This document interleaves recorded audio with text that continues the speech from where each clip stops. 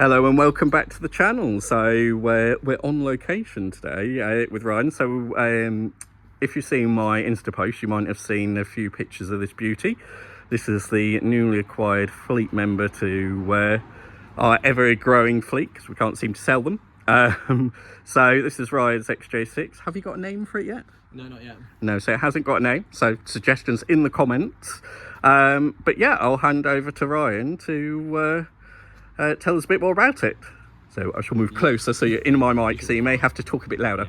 So yeah, this is a 1994, ignore the K40 plate, that is a private plate that's not actually attached to this car. Yeah. It is a 1994 on an L-Reg, Jaguar XJ40 Sovereign, so this is top spec. Posh.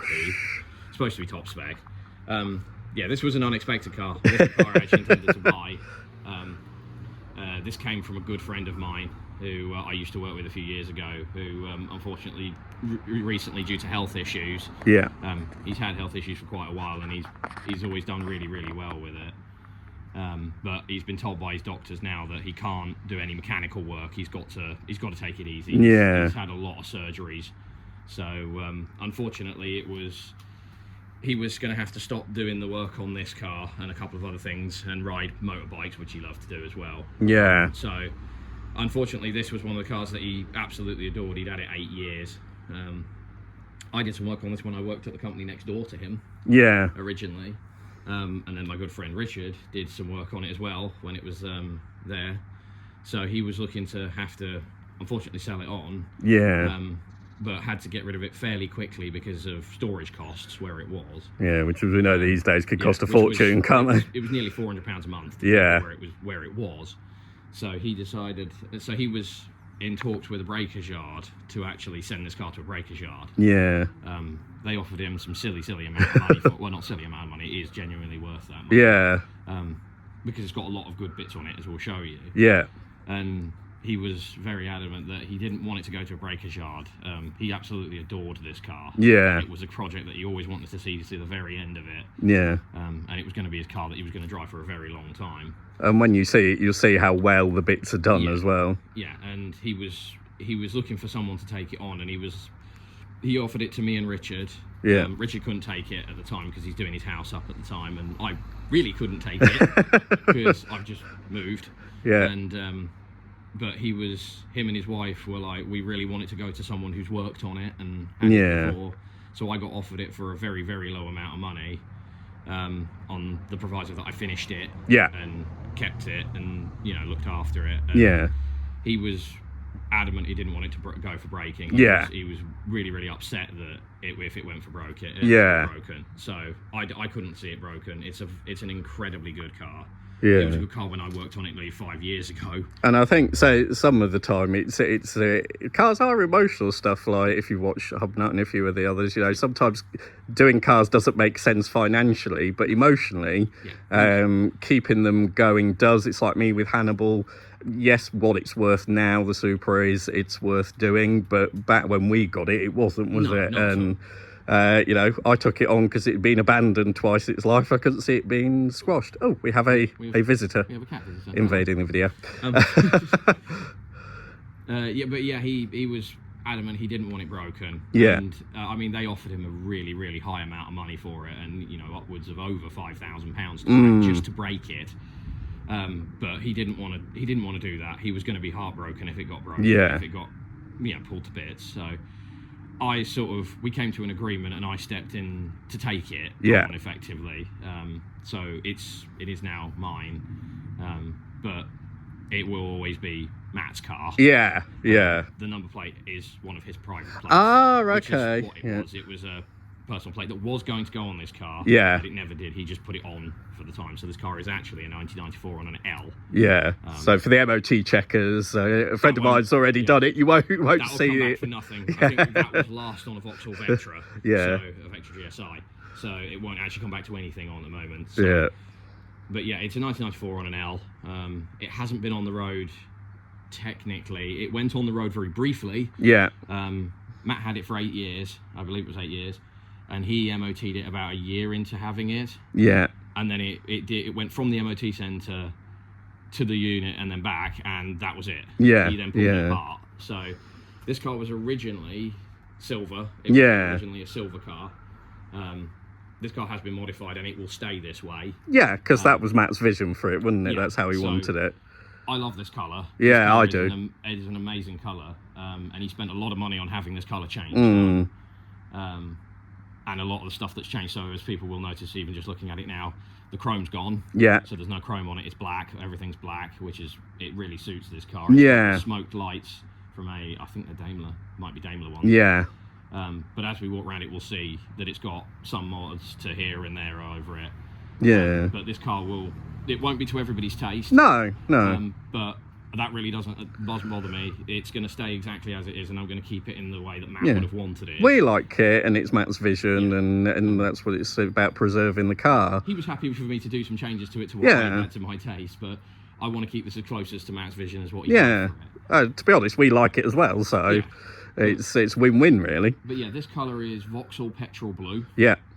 So as you would have seen on Vectra GSIs and various things around that era. Yeah. And it's basically a complete shuts change. So it's the engine bay is still silver.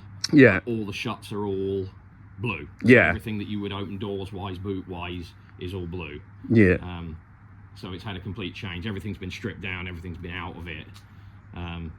So it's a very thorough paint job on this, and it's a really nice paint job. Yeah. Yeah. There's a few bits to finish on it, and that you've got to finish to get it back on the road. Yeah. So as we see, We'll start with the boot, shall we? Yeah, and then it's got the fuel door is actually in my shed. Yeah. To go back on, that's ready to go back on. Yeah. The boot needs just final alignment and setting up. It needs some bits connecting back up on it. So so the boot is in various different bits and pieces. So there's a couple door cards and bits and pieces, and the bits for the battery and what have you. Yeah. All need doing, but yeah, it's all colour changed right into the shuts. Yeah. You can see some of its original silver over on the gas strut mount. Yeah, so as you can see, just sort of pan in there, all into the shots there, which is really hard to do. Yeah, I know how much he spent roughly on this car. Yeah. He gave it to me. I don't know exactly how much it was. Yeah. But I will say it was upwards of over what they offered him to break it. Yeah. Quite a substantial amount. Yeah. But Matt spent a lot of time looking for the specific bits like Yeah. the lights and various pieces. So there's a couple of bits I need to put back in, like the side markers. Yeah. It's on XJR wheels. Yeah, so if I can bend down there, yeah. Have also been refurbed. Yep, so they've been fully refurbed and powder coated in this really cool like charcoal grey. So all this chrome has been satin blacked. Yeah. I have the door scraper seals in bits and pieces. All the door handles have been done. Yeah. The mirrors have been done. Various bits and pieces. It needs a good clean and a polish. Yeah. It's been sat with stuff on it and bits and pieces, so it's got a couple marks in it. Yeah. It's currently in Inside the rear, we dip in. a few bits and pieces. Yeah. It's not put fully back together, but I have the base of the rear seat and the door card panel pieces and what have you. And the headlining from one of these is actually in really good condition, surprisingly. Only a slight bit of sag. Yeah, it's only sagging a very small amount at the very back corner. Yeah.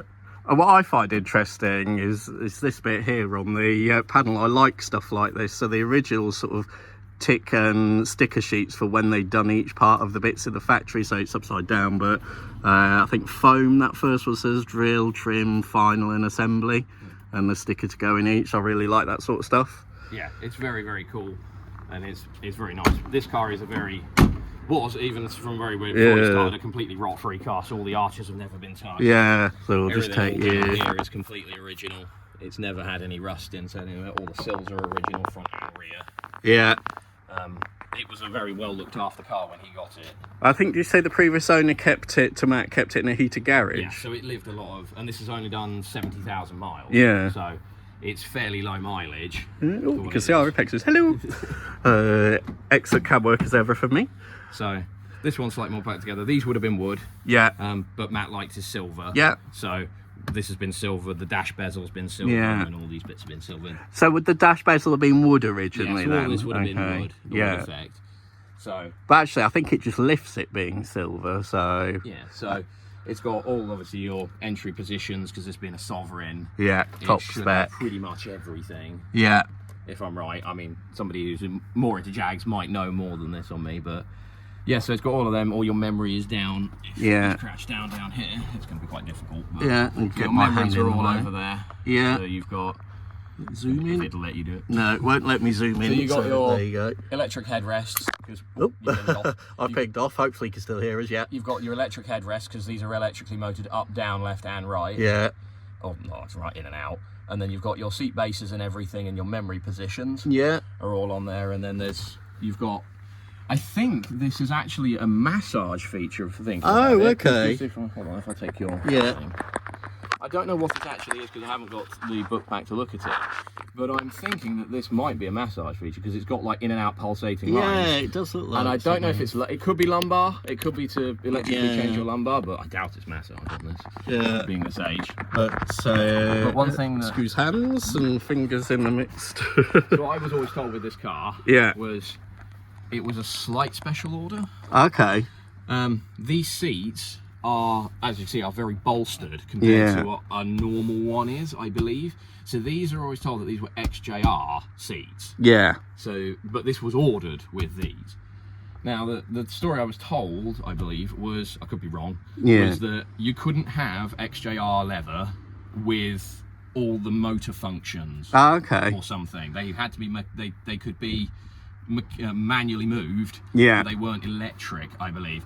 And that this car was specifically ordered with this set of custom seats that are XJR uppers, effectively, possibly lowers, with memory and everything in it. So they are fully electric versions of it. I could be wrong. Somebody who's maybe more into XJ40s might know more. It's almost a special factory order then, really. It could be a special factory order, bits and pieces. They are gorgeous and they are absolutely immaculate. But having sort of sat in them myself, very squishy and comfortable and wafty for the gentleman. Yeah. So as you see, everything is almost present. Okay, it needs a radio. Yeah. And what have you. And door card on that side, isn't it? In the house. Yeah. In the bits and pieces. And the famous J gates down there as well. Yeah. So everything's all in really good shape. It's in really nice condition. Everything's in really good thing. The steering wheel's in really good shape. Yeah. And it's on the, obviously, do you say 76,000, I think, is what it's on now. So it's done fairly low mileage for one of these. Yeah. I have its MOTs right back to about 1999. Oh wow, okay. It has a fair bit of history with it. Yeah. We'll move further to the front. Obviously. To the front, it's got smoke. So these have got they're smoked, and I believe Matt was saying that they are the strobing ones, like you said. Okay. Yeah. And then it's become more to the front. Yeah. So it's got twin rounds, which is not what this would have had and didn't have because I remember seeing it. Would it have had the long square, the big squares, oblong or whatever? But Matt converted it to these because it looks a lot better. Yeah, it does look nice with those on. And then obviously blacked all these. Yeah. They'll take you down. And these were quite hard to find, am I right? They were quite hard from where Matt was trying. It took him a lot of sets to piece together a really nice set. Yeah.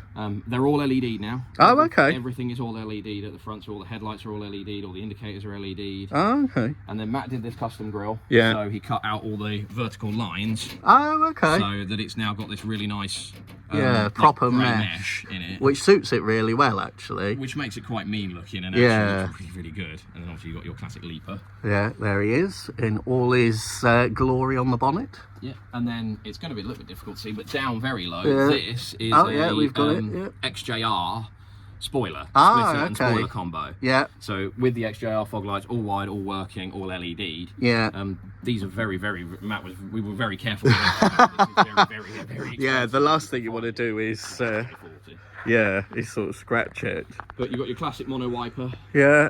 And yeah, you know, it's absolutely lovely. Once it's had a real good clean and a polish, because we were in a sort of semi-hurry to get it back up in here. Because currently it doesn't have any exhausts from the mid-back. Yeah. Because Matt was having a custom exhaust built for the back of it, which is still on the cards for this car. Yeah. So it's loud, but not too loud, obviously. I didn't want to... We were trying to get it off the trailer, and we'd had it didn't want to come off the trailer. Yeah. There was some issues with it, not car-wise, but the trailer thought us. But... yeah, so it's quite loud. Yeah. It's not very loud, but it is a little loud. Yeah, But, yeah, and then obviously if we go under the bonnet. Yeah.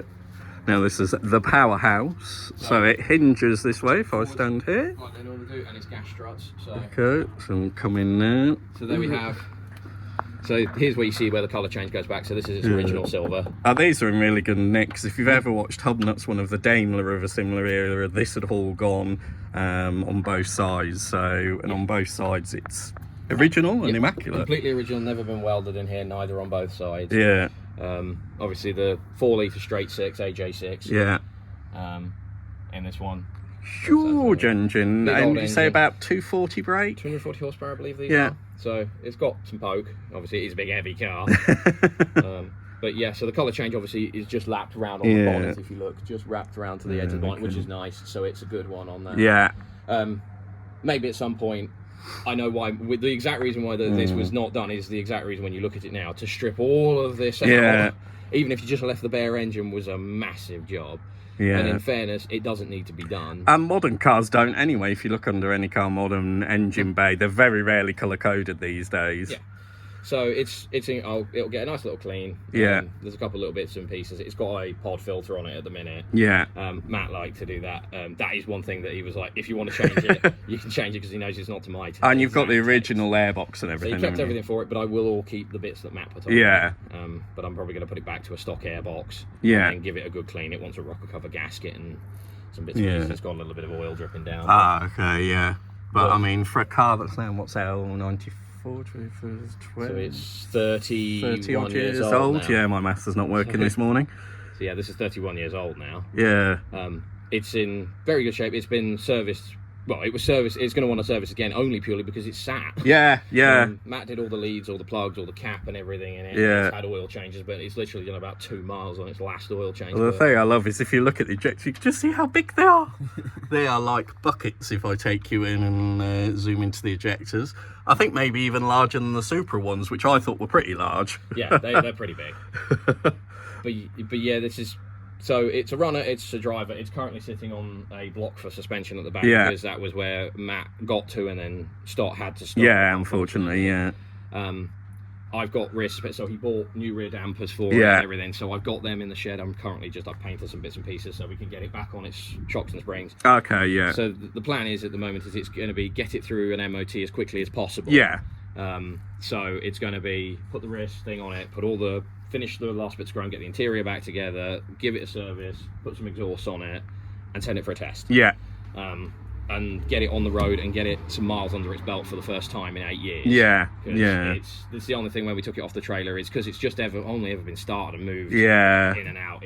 It's desperate for a run. And it's amazing how, especially with 90s cars, we've had it with the Mark 1 Mondeo we had, wasn't it? The Rover 600 that I've got, the TI reg. Yeah. He does that. The MGF that I've got. Yeah. It's amazing how much better they run and work after a long run, isn't it? Well, this one threw a little hissy fit when it was on the trailer because Matt had started it, got it out, let it warm up a little bit, and then put it on the trailer and turned it off. And then, as anybody knows, 90s cars, I've done it as well, is they don't like being ran, started, and stopped and turned off before they've gone into full warm up. And sure enough, as soon as it got to here and wanted to start, it was hunty and lumpy because it was still stuck on warm up and it was a little bit flooded. So it cleared itself within within 30 seconds, a minute, and it was all right. But it made for some entertaining trying to obviously automatic. Yeah. So it went into gear and obviously tried to lurch itself around because the engine was surging. Yeah. But it's in generally very, very good, very good condition. I think with some use it'll then come back. I mean, it's amazing how I've seen, because the MGF was a similar car. It had although it hadn't been off the road, it had only done about 100 miles between MOTs every year. And that first felt really sort of like not wanting to run properly, but now it's got miles under its belt and it's smooth and it just opens them up, doesn't it? Yeah, it does. So this thing's got a ton of spares with it. Yeah. It's got a load of stuff, brand new bits for its pads and stuff for the brakes and everything. Matt collected loads of bits and pieces for it. There is a set of lowering springs for this car. Oh, okay, which are a future plan. Yeah. Because this thing will look really cool. Yeah. A little bit. Yeah. But on the same struts, so you get the so we keep the ride. But we'll drop it a little bit, give it a little bit more lows because it could do with that. Yeah. And then I have some plans that I'd like to do in the future with it. I'm thinking at some point you can get sill skirts for these. Oh, okay. Like Jaaaaggg Sport. Yeah, yeah. So to match the front, I'd like to put sill skirts on it and a rear one. Yeah. Just to sort of give it a bit more down the bottom end. It's going to have I've sort of been thinking about what style I want the exhaust to be at the back. Yeah. When it goes for those. Because for now, to get it going, you're just going to get some used ones. I've got some used ones. I've found some used ones I'm going to try and buy just to get it quiet so I can get it to run, drive, and MOT, and then put some miles on it. As soon as it's ready to go, Matt's got a garage that does exhaust. And Yeah. they've already agreed on this car because it was agreed with Matt. Yeah. That I just got to go back to Matt and say I want the exhaust done, and they'll take care of it for the price they agreed with Matt. Yeah, which is perfect. For a isn't it? stainless back system basically on this car. Yeah. So it's gonna just fruit it up a little bit, but keep it nice and quiet, no droning, because we want to be able to take it places and use it. Because when you do Hillby, like I did with the Corrado, it's nice, sounds great, but it does drone a little bit at about sort of 65, 70 where you sit normally. Yeah. Which can, as you get older, like we are now, it can get on your boobs, shall we say, a little bit. Yeah, it does. Yeah, this was the sort of semi-unexpected Fleet Edition, so things are going to be getting sold. The Hillman is going to be up for sale, so if anybody is interested in that, I have a price in it. I'm not asking for the earth for it. No. Because it's a case of it's purely going to fund this. Yeah.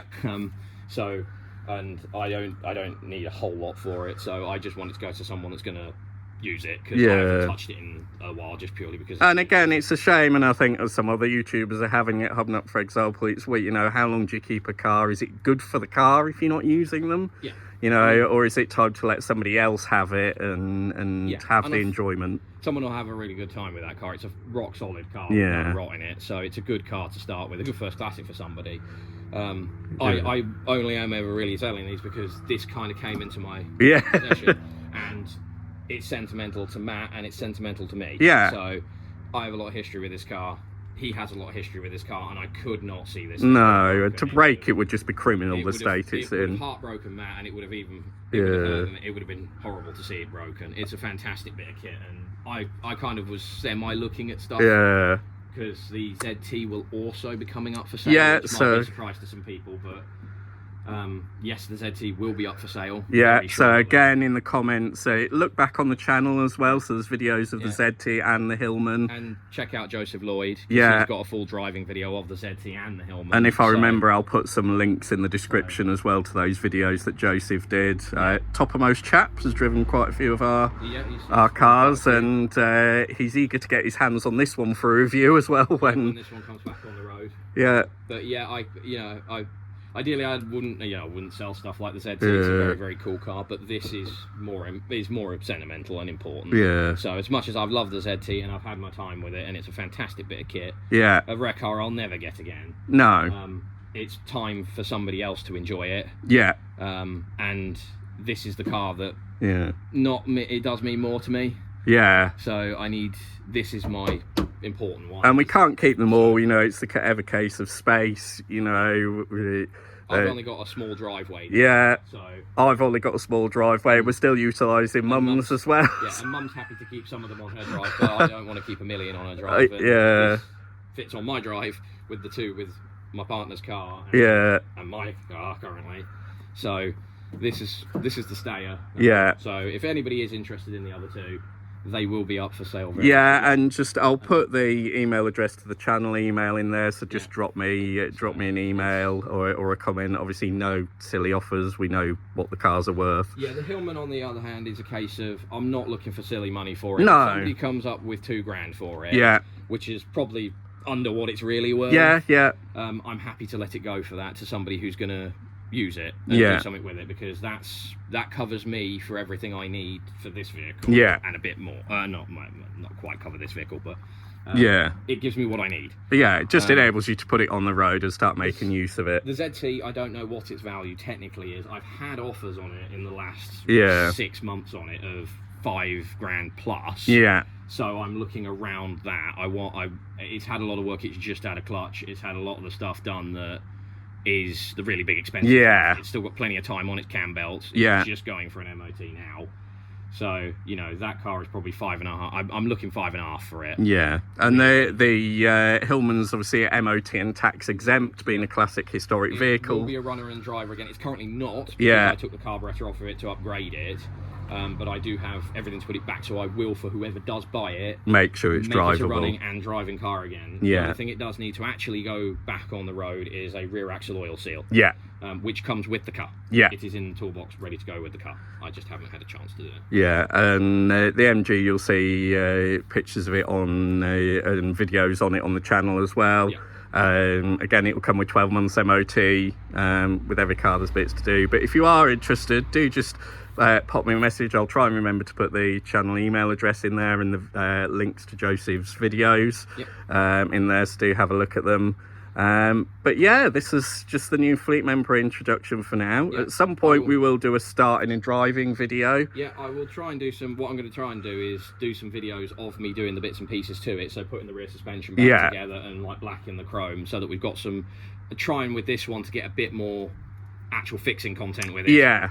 So I will actually try and film some more bits and pieces to get some more, so you can see the bits as I do them and as it goes back together, like putting all the, they may be a bit scattered videos because it's a piecemeal back together. But it will be something to... And the thing is with this one, a lot of our repairs that we do on the cars are because the cars are runners and drivers, we need them, so a lot of the time you just need to get the repair done and the car back on the road, so there isn't time to set the video up, etc. But with this one we'll try a bit harder on that. But yeah, thanks to Ryan for introducing the new fleet member, and we'll say bye for now, and I'll try and remember to put those links in the description. Thanks for watching, bye bye.